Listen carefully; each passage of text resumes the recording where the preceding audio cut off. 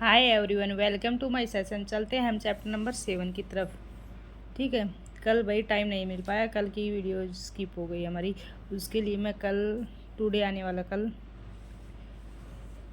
जो आपके दर्रों के बारे में थी ना पासिज, उनकी वीडियोज मैं कल आपको दोपहर में दे दूँगी। ठीक है, प्रोवाइड कर दूँगी।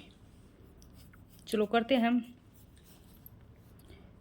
चैप्टर नंबर 7 की तरफ चलते हैं, जो कि हमारी 7th क्लास की एनसीईआरटी, जो कि लास्ट चैप्टर बचा हुआ है। इसके बाद में हम 8th क्लास की जो एनसीईआरटी पर चलेंगे। ठीक है,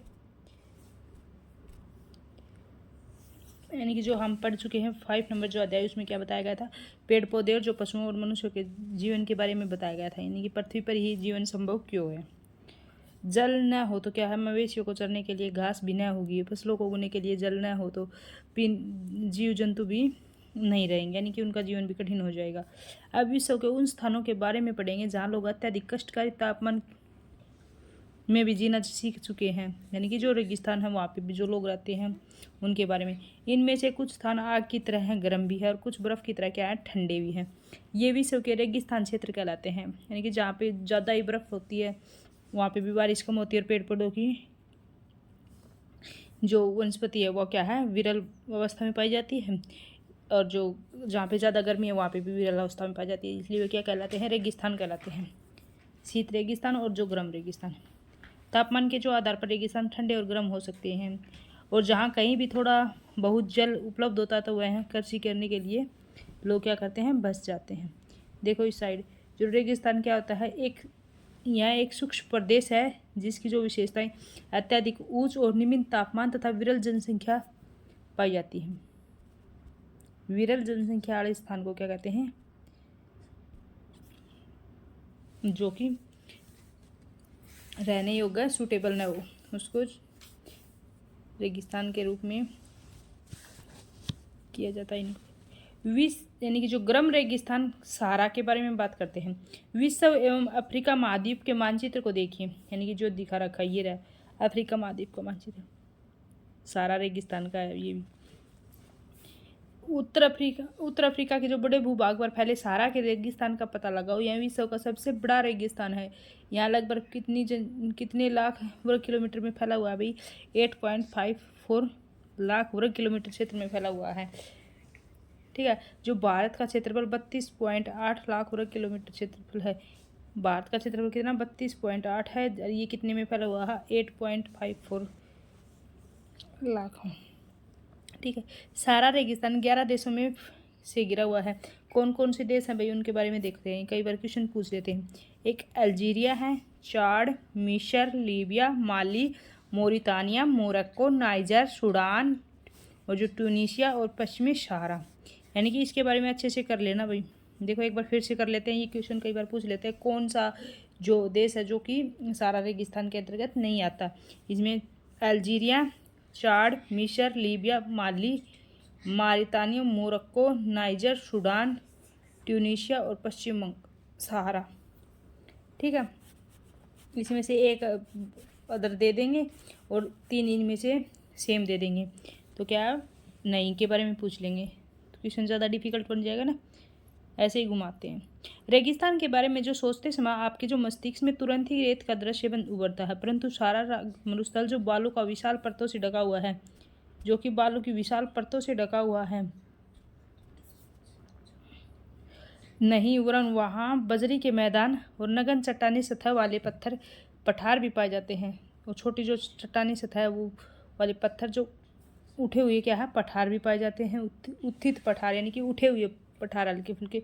ये चट्टानी सतह कुछ स्थानों पर 2500 मीटर से भी अधिक है, यानी कि जो चट्टानों की ऊंचाई वो कितनी है, 2500 मीटर से भी अधिक है ऊंचाई। इसी कारण देखो ये दिए भी गए हैं देशों के बारे में। देखो अल्जीरिया, पश्चिमी सहारा, मोरितानिया, माली में भी है, देखो इतने से एरिया, नाइजर, चाड, सूडान, मिस्र, लीबिया, क्या है, सारा मरुस्थल के भाग है। ठीक, देखो एक कर्क रेखा, ठीक है, 0 डिग्री रेखा कर्क रेखा के पास में है जो सारा मरुस्थल वो बीचों बीच जा रही है।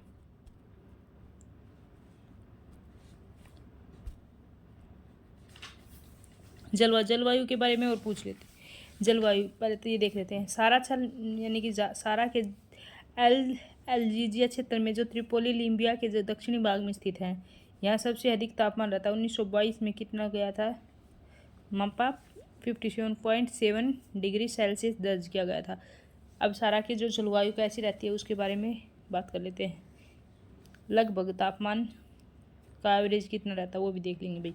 सारा रेगिस्तान की जलवायु अत्यधिक गर्म और शुष्क है। यहाँ की जो वर्षा होती है वो ऋतु अल्पकाल के लिए होती है, यानी कि थोड़े से टाइम के लिए वर्षा होती है।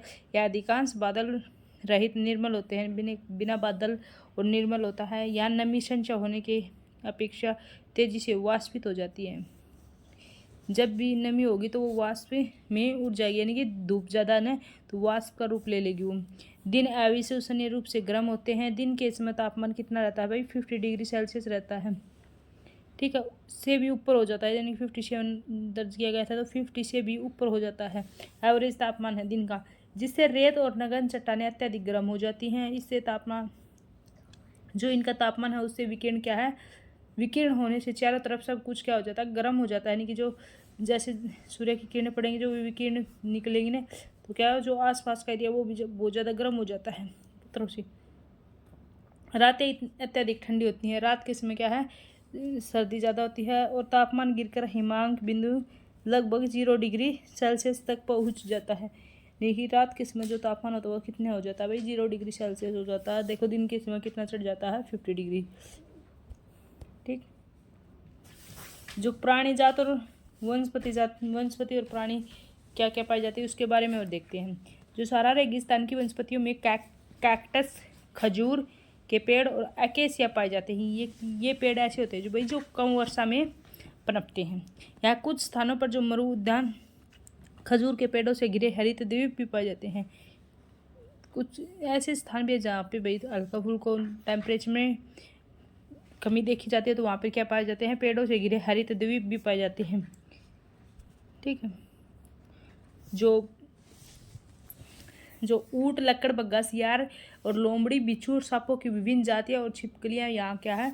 जीव जंतु है। यानी कि यहाँ के अंदर जीव जंतु कौन कौन से पाए जाते हैं? ऊँट पाया जाता है, लक्कड़ बग्गा पाया जाता है, सियार, लोमड़ी, बिच्छू, सांपों की कुछ प्रजातियाँ अलग अलग प्रकार की होती है भाई, और छिपकलियाँ भी। देखो ये दिखाए गए खजूर के पेड़ और जो गर्म स्थानों पर उगने वाले जो मरु उद्यान है वो। वैज्ञानिकों ने यह पता लगाया कि जो मछलियों के कंकाल भी क्या है इसमें मिले गए हैं। तो यहाँ पहले भाई समुद्र रहा होगा, इसलिए मछलियों के या फिर पानी का एरिया रहा होगा। ठीक है, लोग देख लेते भाई कैसे लोग रहते हैं। सारा रेगिस्तान की जो कष्टकारी जलवायु में भी विभिन्न समुदाय के लोग क्या करते हैं? निवास करते हैं और भिन्न भिन्न क्रियाकलापों में भाग लेते हैं, जिसमें बेदुइन और तोरम भी शामिल है। बेदुइन और तुआरेंग भी शामिल है। ये क्वेश्चन पूछ रखा भाई, बेदुइन तुआरेंग कौन से मरुस्थल में रहते हैं? चलवासी जनजाति वाले ये लोग बकरी, भेड़, ऊंट और घोड़े जैसे पशुधन पालते हैं। कौन कौन से? बकरी, भेड़, घोड़े, ऊंट पालते हैं। इन पशुओं में इन लोगों के दूध मिलता है। इससे उन खाल यानी कि जो उनकी खाल होती है उनसे पेटी, जूते और पानी की बोतल बनाने में भी के लिए क्या करते हैं? चमड़े का यूज करते हैं। पशुओं के बालों का उपयोग वे क्या कर लेते हैं भाई? चटाई बनाने के लिए, कपड़े, कंबल बनाने के लिए करते हैं। धूल भरी जो आंधी और जो गर्म वायु से बचने के लिए भी क्या करते हैं? बहुत भारी भारी वस्त्र पहनते हैं, यानी कि भारी वस्त्र पहनते हैं। सारा मरु उद्यान और मिस्र में जो नील घाटी लोगों को निवास के लिए मदद करती है। जो नील घाटी है ना वहाँ पे भाई पानी की कुछ उपलब्ध हो जाता है। जल की उपलब्धता के कारण वहाँ पे खजूर के पेड़ हो जाते हैं और वहाँ चावल, गेहूँ, जौ और सेम जैसे फसलों की भी उगाई जाती है। मिस्र में उगाई जाने वाली कपास सबसे प्रसिद्ध है, यानी कि पूरे विश्व में कौन सी कपास प्रसिद्ध है भाई? मिस्र में उगाई जाने वाली कपास। तेल की खोज संपूर्ण विश्व में अत्यधिक मांग वाले, यानी कि जो तेल की खोज संपूर्ण विश्व में अत्यधिक मांग वाले इस उत्पाद का जो उपयोग किया जाए अल्जीरिया में, लीबिया में, मिस्र में होने के कारण जो सारा रेगिस्तान में तेजी से परिवर्तन हो रहा है। इस क्षेत्र में जो प्राप्त अन्य महत्वपूर्ण खनिजों में कौन कौन से पाए जाते हैं? लोहा, फास्फोरस, मैग्नीज और यूरेनियम है। लोहा, फास्फोरस, मैग्नीज और यूरेनियम है। इसी के साथ जो सारा की संस्कृति और जीवन शैली में भी परिवर्तन हो रहा है। आज जो मस्जिदों में ऊंची कांच की खिड़कियों वाले जो घर बनाए जाते हैं और ऊँटों के प्राचीन मार्ग स्थान पर सुपर मार्ग बन गए हैं। नमक के व्यापार के जो ऊँटों के द्वारा नमक ढोया जाता था या फिर वेट ढोया जाता था, वो अब बड़े बड़े ट्रकों ने ले लिया है। ठीक है, तुआरंग लोग विदेशी पर्यटकों के लिए जो मार्गदर्शक का काम कर रहे हैं। आज अरुणाचलवासी जनजाति के लोग शहरी जीवन की ओर जा रहे हैं, जहां तेल और गैस के कार्यों में नौकरी ढूंढते हैं। कहाँ तेल और गैस के जो कार्य हैं उनमें नौकरी ढूंढते हैं। इसी के साथ जो ठंडा रेगिस्तान लद्दाख के बारे में बात करें। लद्दाख दो शब्दों से मिलकर बना है। ला का अर्थ है पर्वतीय दर्रा और दाख का अर्थ है देश। पर्वतीय दर्रा और देश। इसी चलते हैं ठंडा रेगिस्तान लद्दाख के बारे में। जम्मू और कश्मीर के पूर्व में वृहत हिमालय में स्थित जो लद्दाख एक ठंडा रेगिस्तान है। लद्दाख क्या है? एक ठंडा रेगिस्तान है। बहुत ज़्यादा बर्फ पड़ती है भाई वहाँ पे। इसके उत्तर में जो कराकोरम पर्वत श्रेणी है, भारत की जो सबसे ऊंची पर्वत श्रेणी कौन सी है भाई? कराकोरम पर्वत श्रेणी। दक्षिण में जास्कर पर्वत श्रेणी, यानी कि जो कराकोरम, एक मिनट को मैं आपको मैं बनाऊँ,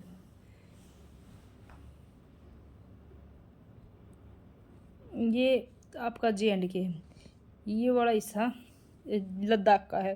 तो जो कराकोरम श्रेणी है ना वो तो यहाँ पे सी है, और जो जास्कर श्रेणी है वो यहाँ है। ठीक है, ये जास्कर है भाई, और ये वाली कराकोरम है जो सबसे बड़ी है, सबसे मतलब ऊंची है। दक्षिण में जास्कर पर्वत स्थित है। लद्दाख से होकर अनेक नदियां बहती है, जिसमें सिंधु नदी प्रमुख नदियां हैं। ये नदियां गहरी घाटी और जो माखंड यानी कि गार्ज का निर्माण करती है, बड़े बड़े गार्ज बनाती हैं। लद्दाख से अनेक जो हिम नदियां भी निकलती हैं, जैसे ग्रेगी हिमानी। कौन सी? ग्रेगी हिमानी। लद्दाख की ऊंचाई कारगिल में लगभग कितनी है भाई? 3000 मीटर से लेकर कराकोरम में यहाँ कितनी है? 8000 मीटर से भी अधिक पाई जाती हैं। अधिक ऊंचाई के कारण यहाँ की जो जलवायु अत्यधिक शीतल और शुष्क होती है। इस ऊंचाई पर वो जो वायु पतली परत होती है, जिससे सूर्य की जो गर्मी का अत्यधिक तीव्रता, सूर्य की जो गर्मी है उसकी तीव्रता कितनी हो, जो अत्यधिक तीव्रता महसूस होती है। ग्रीष्म ऋतु के दिन का तापमान 0 डिग्री सेल्सियस हो जाता है, से कुछ ही अधिक होता है, यानी कि 0 डिग्री सेल्सियस या इससे थोड़ा बहुत ऊपर होता है। कब? गर्मियों के टाइम में, मतलब ग्रीष्म ऋतु में। और जो रात में तापमान कितना हो जाता है? -30 डिग्री सेल्सियस से नीचे चला जाता है, यानी कि ये विपरीत चल रहा है। गर्म यानी कि ठंडे रेगिस्तान और जो गर्म रेगिस्तान, इनके अपोजिट डायरेक्शन है भाई। ठीक है, -30 डिग्री सेल्सियस के नीचे चला जाता है। शीत ऋतु में यह बर्फीला ठंडा हो जाता है और तापमान लगभग हर समय -40 डिग्री सेल्सियस से नीचे ही रहता है। यह हिमालय की जो वृष्टि छाया क्षेत्र में क्या स्थित है। यहाँ वर्षा बहुत ही कम होती है और जो पेड़ पौधे में ना बराबर पेड़ पौधे में विरल अवस्था में पेड़ पाए जाते हैं। देखो ये रहे सियाचिन हिमनद, गिलगित पर्वत है भाई, ये भी इंडस नदी, श्योक नदी। सिंधु की जो सहायक नदी कौन सी है? इंडस नदी है और श्योक नदी है। ठीक है, जो जास्कर श्रेणी है ना, जास्कर श्रेणी तो हमारी यहाँ से है। देखो जास्कर श्रेणी यहाँ है और जो कराकोरम पर्वत श्रृंखला वो यहाँ पे अभी। ठीक है,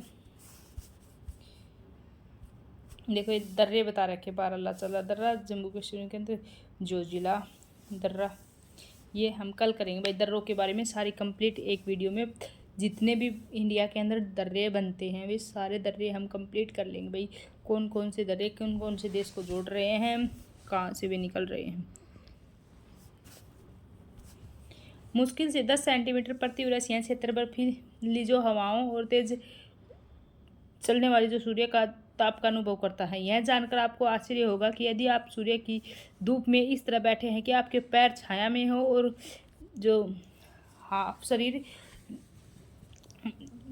घाम में हो, उष्माघात और तुषारघात से ग्रसित हो जाते हैं। यानी कि जो आपका जैसे आपका शरीर है जो भाई हाफ तो हो जाए आपका धूप में और हाफ हो जाए छाया में, तो क्या हो जाएगा? तुषारघात से ग्रसित हो जाएंगे। यानी मतलब कि आपको क्या बोल देते हैं हम देसी भाषा में, सर्द गर्म वगैरह, यानी कि बुखार जैसा हो जाएगा, सुनपात की तरह आ जाएंगे, यानी कि सर्द और ठंड की वजह से।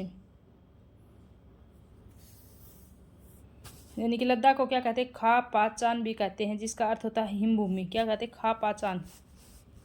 वनस्पति और प्राणी जात के बारे में जान लेते हैं। यहाँ उच्च उष्णता के कारण वनस्पति विरल, जहाँ जानवरों के चरने के लिए कहीं कहीं पर ही घास और छोटी झाड़ियाँ मिलती हैं।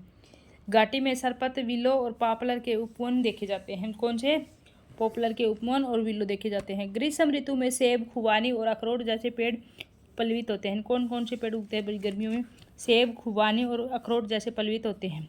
लद्दाख में जो पक्षियों की विभिन्न प्रजातियां नजर आती हैं, इनमें रोबिन, रेड स्टार्ट, तिब्बता, स्नोकॉक, रेवेन एवं हुप यहाँ पाए जाने वाले सामान्य पक्षी हैं। इनमें से कुछ प्रवासी पक्षी हैं। लद्दाख के पशुओं में जंगली बकरी होती हैं, जंगली भेड़ होती हैं, याक और विभिन्न विशेष प्रकार के क्या होते हैं भाई, कुत्ते भी होते हैं। इन पशुओं को दूध, मांस और खाल प्राप्त करने के लिए क्या है, पाला जाता है। याक के द्वारा, यानी कि जो याक है वो भैंस जैसा होता है भाई, उसके बड़े बड़े सींग होते हैं और उससे क्या है, दूध निकाला जाता है, पनीर बनाया जाता है, मक्खन बनाया जाता है। और भेड़ और बकरियों के बालों से क्या होता है, ऊनी वस्त्र बनाए जाते हैं, जिससे कि सर्दी से बच सके। देखो भाई ये, और देखो चीरू या तिब्बती एंटीलोप एक विलुप्त प्राय जीव है। कौन है? तिब्बती एंटीलोप। चीरू या तिब्बती एंटीलोप विलुप्त जीव है। इसका शिकार सैतस नामक इसके ऊन के लिए किया जाता है। यानी कि जो 7S नाम की ऊन प्राप्त होती है, किससे? तिब्बती एंटीलोप से, जो वजन में हल्का और अत्यधिक गर्म होता है। लोग लद्दाख और तिब्बत और तथा मध्य एशिया के जो निवासियों के बीच कोई समानता पाते हैं। यहाँ के जो अधिकांश लोग या तो मुसलमान होते हैं या बौद्ध होते हैं। कौन कौन से होते हैं? मुसलमान और जो बौद्ध होते हैं वे बौद्ध धर्म से, और जो मुसलमान धर्म के लोग होते हैं वे रहते हैं वो कहाँ पे? लद्दाख में ज़्यादातर। ठीक है, वास्तव में ही लद्दाख क्षेत्र में अनेक बौद्ध मठ भी बनाए गए हैं। परंपरागत, यानी जो परंपरा के अनुसार गोपा के साथ, गोपा क्या है भाई? एक मठ है। कुछ प्रसिद्ध मठ कौन से? हेमिस भी एक मठ है, ठीक से भी एक मठ है, से एवं लामायूर। यानी कि भाई ये याद रखने हैं, कई बार प्रश्न पूछ रखा है हेमिस लामायूर वगैरह का, तो दोनों का क्वेश्चन कई बार पूछा गया है, हेमिस का भी लामायूर का भी, बट ठीक से और से के बारे में कम पूछा गया है। ग्रीष्म ऋतु में यहाँ के जो निवासी जो आलू, मटर, सेम और सलजम की खेती करते हैं। किस किस की? जो आलू, मटर और सेम सलजम की खेती करते हैं, सलगम बोल देते हैं भाई। शीत ऋतु में जलवायु इतनी कष्टकारी होती है कि लोग धार्मिक अनुष्ठानों और उत्सवों में अपने आप को व्यस्त रखते हैं। यहाँ की जो महिलाएं अत्यधिक परिश्रमी होती है, वे न केवल घर व खेतों में ही काम नहीं करती, बल्कि छोटे व्यवसाय और जो दुकानें भी संभालती हैं। लद्दाख की जो राजधानी लेह है, जो सड़क और वायुमार्ग द्वारा भली भांति जुड़ी हुई है। राष्ट्रीय राजमार्ग 1A, क्या है? 1A लेह को जोजिला दर्रा होते हुए कश्मीर घाटी से जोड़ता है। यानी कि लेह को कश्मीर घाटी से कौन जोड़ता है? जोजिला दर्रा जोड़ता है भाई। क्या आप हिमालय के कुछ अन्य दर्रों के बारे में, भाई दर्रों के बारे में मैंने एक अलग से नोट्स तैयार कर लिए हैं, PPT बना ली है, उसका मैं कल क्लास डाल दूँगी। दर्रों के टोटली दर्रे मैं आपको कल दे दूँगी। देखो ये थिक से मठ है भाई। इसी के साथ हम देख लेते हैं यहाँ का मुख्य क्रियाकलाप। पर्यटक देश विदेश से अनेक पर्यटक यहाँ यानी कि घूमने के लिए आते हैं। गोपी दर्शन और घास के जो मैदानी और हिमनदों की जो सैर और जो उत्सवों और अनुष्ठानों को देखने और यहाँ के प्रमुख पर्यटक आकर्षण हैं। आधुनिकीकरण के फलस्वरूप यहाँ की जो जनजीवन में परिवर्तन आ रहा है, लेकिन लद्दाख के लोगों ने शताब्दियों से प्रकृति के साथ संबंध और संतुलन करना क्या है, सीख लिया। यानी कि वहाँ के लोगों को शरीर, यानी कि उनका जो बॉडी का जो टेम्परेचर है वो ऐसे ही होगा कि भाई वहाँ की जो जलवायु है उसको वो एब्जॉर्ब कर सकते हैं, यानी कि सहन कर सकते हैं। जल एवं ईंधन जैसे जो संसाधनों की कमी के कारण ये आवश्यकता के अनुसार मितव्ययिता से ही नहीं इनका प्रयोग करते हैं, और कुछ भी व्यर्थ नहीं है। और लेह और जो मनाली राजमार्ग 4 दर्रों से गुजरता है। रोहतांग ला दर्रा, बारालाचा ला दर्रा, लुंग गालाचा टंगलंग ला। यह राजमार्ग केवल जुलाई से सितंबर के बीच ही क्या है खुलता है, जब बर्फ को मार्ग से क्या करते हैं हटा दिया जाता है, क्योंकि बारालाचा दर्रा के अंदर जो बर्फ रहती है वो परमानेंट जिमी रहती है। इसको जुलाई और सितंबर के बीच में खोला जाता है, उस टाइम बर्फ हटा दी जाती है। इसी तरह हम क्वेश्चन देख लेते हैं, सहारा अफ्रीका के किस भाग में स्थित है। सहारा अफ्रीका के भाई कौन से भाग में स्थित है। जो अफ्रीका का मैप था तो क्या है उत्तरी भाग में स्थित है, क्या आ जाएगा उत्तरी भाग। सहारा किस प्रकार का रेगिस्तान है, ठंडा या गर्म है। कर्क रेखा उसके मध्य से जा रही है तो भाई कौन सा होगा गर्म रेगिस्तान है। लद्दाख रेगिस्तान के जो अधिकांश निवासी हैं कौन है भाई। लद्दाख रेगिस्तान के जो अधिकांश निवासी ईसाई या मुसलमान, बौद्ध मुसलमान या ईसाई बौद्ध, कौन थे भाई बौद्ध और मुसलमान धर्मी क्या है लद्दाख में रहते हैं। जो रेगिस्तान की विशेषता है, विरल वनस्पति, अधिकतर वर्षण या अल्प जल वर्षण, क्या है विरल वनस्पति पाई जाती है भाई वहाँ पे। लद्दाख में जो हेमिस प्रसिद्ध है, हेमिस देखो मैंने बताया था हेमिस से लामायूर थमिस, तो उसमें क्या है मंदिर के लिए, चर्च के लिए, बौद्ध मठ के लिए, किसके लिए है बौद्ध मठ के लिए प्रसिद्ध है मिस। ठीक है, मिस्र में लिखित फसल के लिए प्रसिद्ध है। मिस्र किस फसल के लिए भाई विश्व की सबसे प्रसिद्ध फसल है भाई गेहूँ है, मकई है, कपास। कपास विश्व की सबसे प्रसिद्ध फसल कहाँ मिलती है मिस्र में, सबसे अच्छी किस्म की कपास है मिलती है भाई। ठीक है, इसी के साथ आज हमारा ये जो चैप्टर नंबर 7 है वो कंप्लीट हो गया। हमारी 7th क्लास की जो NCERT की जो ज्योग्राफी थी वो कंप्लीट हो चुकी है। ठीक है, इससे पहले जो भी चैनल को लाइक शेयर एंड सब्सक्राइब जरूर कर देना, बेल आइकन प्रेस कर देना ताकि जो आने वाली क्लासेज आपको मिल सके। ठीक है, कल मैं आपके जो पासेज हैं दर्रे हैं इनके बारे में एक क्लास और डाल दूँगी, और एक हमारी होगी 8 यानी कि 8 क्लास की फर्स्ट चैप्टर की। तब तक के लिए बाय बाय, ओके।